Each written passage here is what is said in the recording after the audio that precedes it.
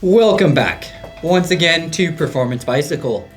Jeffrey here, and today we are going to cover the Shasta Gravel Hugger. Start in 3, 2, 1, get that hug.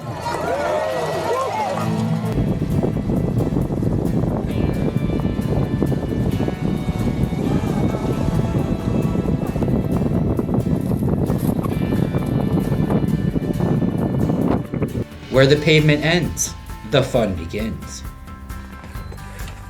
Oh shit. Can you do a burnout? It can't snow for a fourth year in a row, right? Just a whiteout. Gotta clear up the snow in the morning. Waking up to a blanket out here.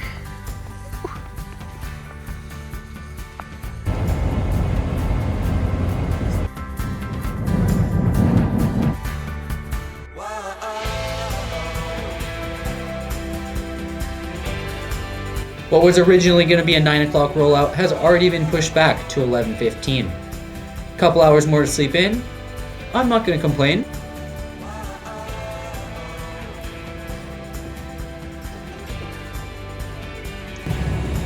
Got an hour till race time. As far as clothing goes, it's a hard choice. Got the full bib tights, long sleeve thermal base layer, long sleeve thermal jersey, gonna wear the vest on top. I don't know, how many layers are you wearing, Nick? You wearing a ton? All of them. All of them? Yeah. Dude, What about you guys? 2 base layers, Whatever I pack, winter jersey, and I'm gonna wear a shawl over the outside. I'm going the cheap route. you got 2 base layers on?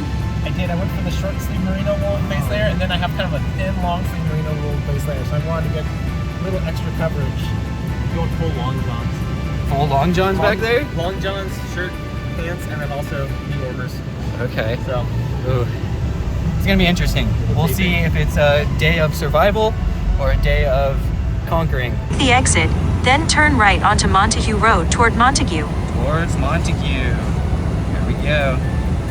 Never have I walked to Reg in the snow before.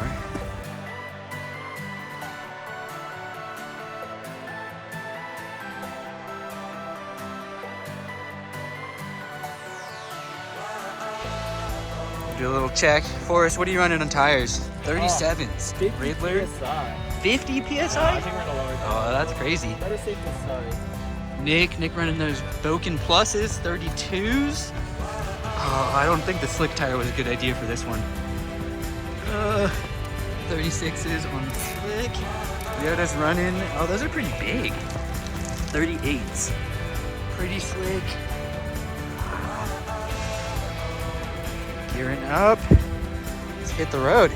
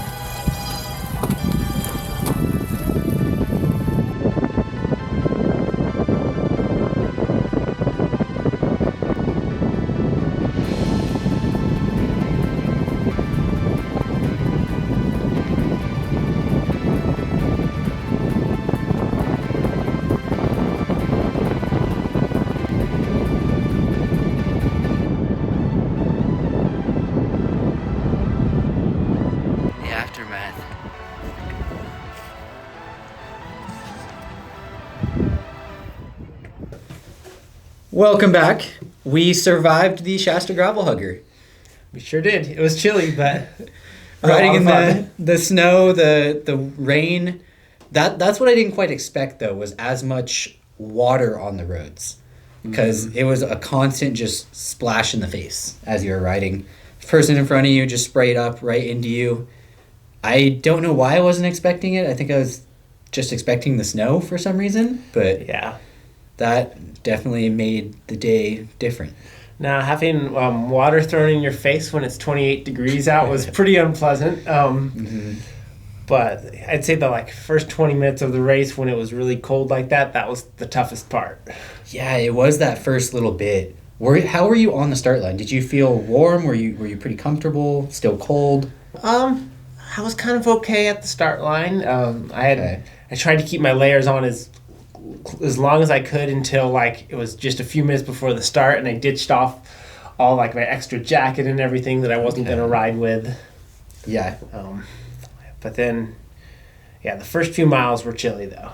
I was gonna say I started out feeling pretty good, but when we started rolling and I started to get covered in water, I started to get cold, and I was kind of nervous because it was early on and there was 4 hours ahead of us. It's like I don't want to be freezing the entire time, but as soon as the speed picked up and we started riding hard, I warmed up and was perfect. Yeah, I definitely had a couple of thoughts go through my head in that first section. I was like, well, it's not too late to take the short course, and kind of going this is going to be a long day. I think if it felt like it was in the beginning for the whole day, it would have been a really long race. But yeah, it actually cleared up, 2 hours in, and was beautiful. It cleared up. The gravel was much nicer to ride on than the pavement. It wasn't sending water flying into your face. Which was nice. The big thing that I also wasn't expecting was how slick it would be. I don't know why it just didn't register with me, but I just thought oh, snow. Ice wasn't a concern for me, but it was slippery, and I went down hard riding slicks. You just don't have good traction on the descent. I ended up in a rut and just got stuck in the rut, and it kind of took me where it wanted.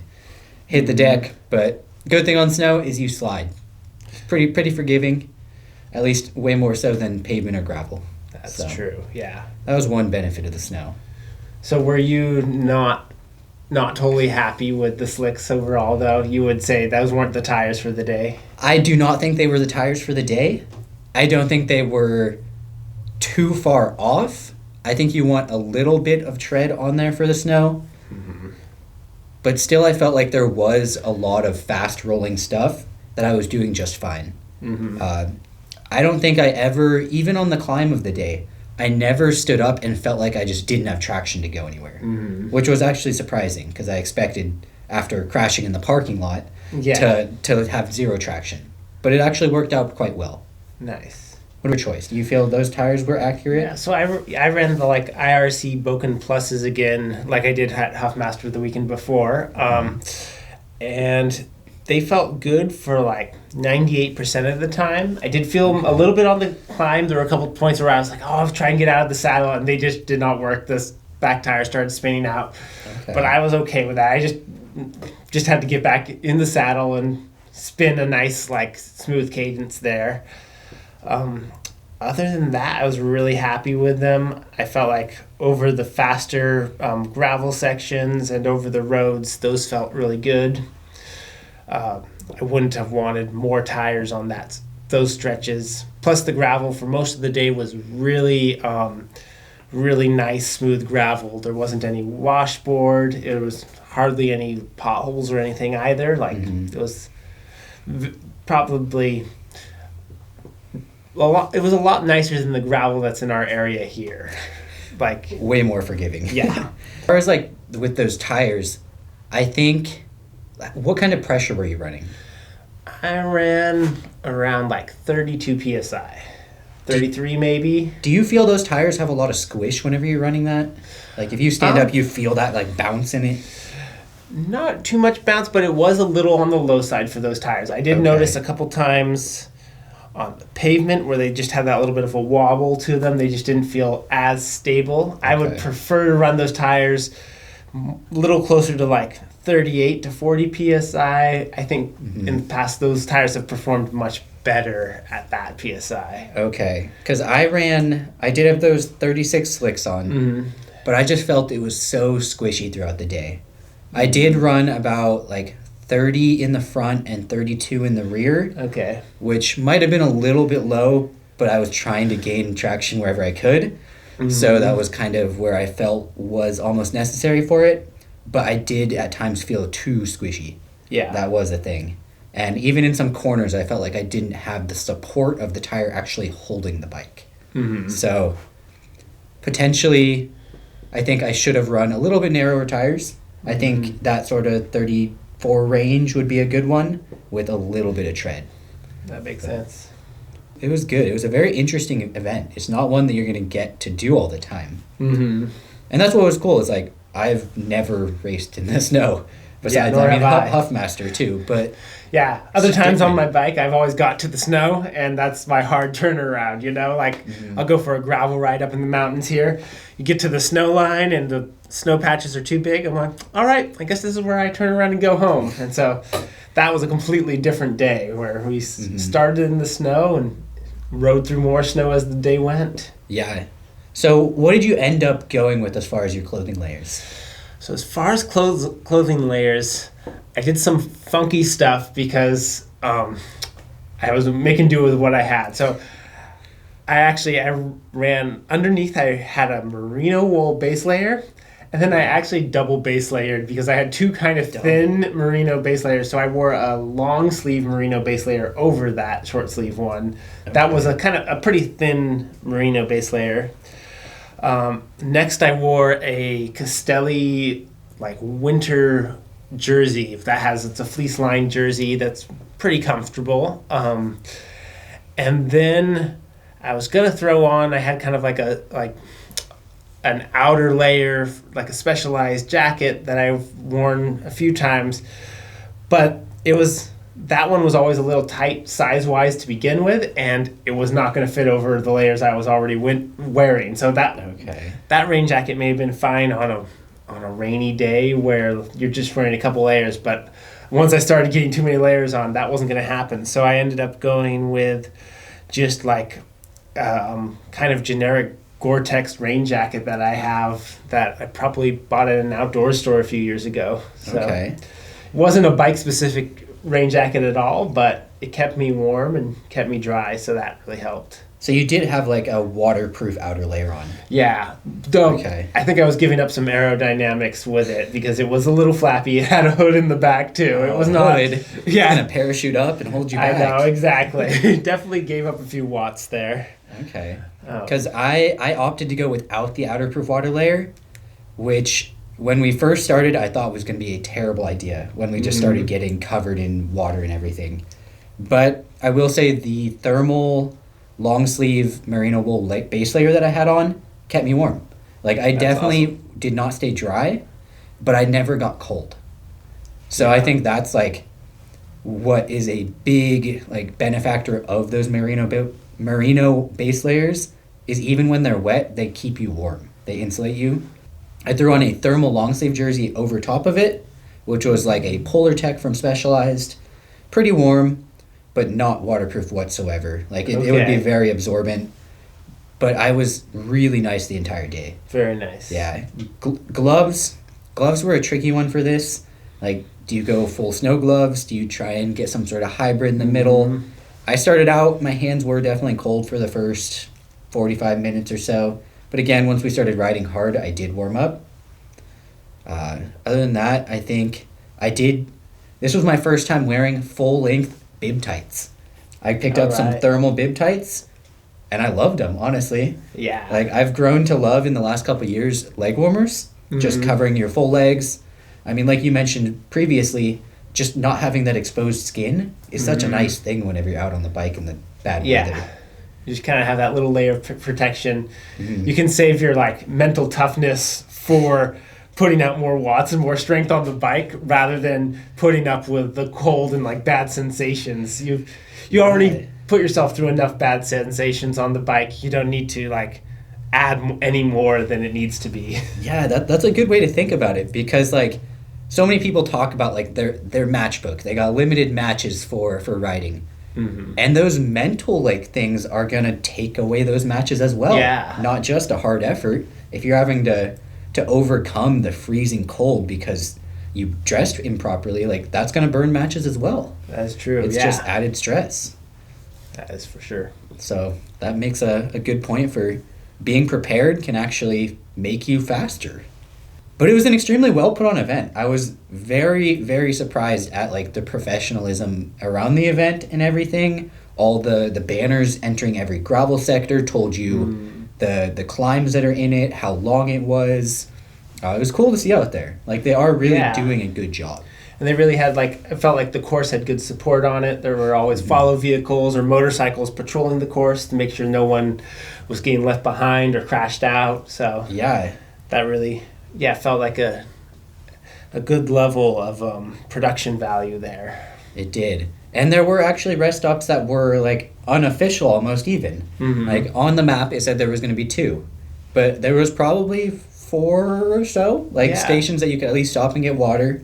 Not a ton of extra food and stuff, but there was like more water stops. There was even a whiskey station towards the end. Yeah, who doesn't love a good shot of whiskey? Best part of the day, post-ride burritos. That is always good. You finish and you have a little ticket in your bag that they gave you, walk over to the food truck, get a free burrito, and they even had hot chocolate and coffee, which was perfect at the end of that kind of a day. That was very nice. Yeah, it warmed me right up. So this was clearly a gravel bike race. Had the conditions been dry, it's 100% a road bike course. Like it was smooth. Yeah. So that's like when we get towards these like warmer seasons as the year goes on. I think the decision as far as gravel bike versus road bike is going to be a harder decision. It's going to be leaning more towards that road bike. Don't quite need the clearance for mud. Because right now I think that's the biggest thing holding me back on like not taking the road bike is more like mud clearance. Like I think the road bike is fully capable geometry wise tackling any of this gravel. Yeah. I can clear 36s on my road bike. So I think that's big enough for almost anything I could want to like take on with it. So I feel similarly. I think we're going to be going down to Belgian Waffle Ride later next month, and that'll be a ride for the road bike. I think I'm going to max it out with the bigger, beefier tires that I can. I haven't exactly decided on what ones I'm going to use yet, but I'm probably going to want to run the road bike though. That would be a long course to do on the gravel bike. Yeah. Sneak peek. Stay tuned for what's coming next. Exactly. Belgian Waffle Ride San Diego. Plus a little extra. Yeah. Plus it's going to be out of tandem.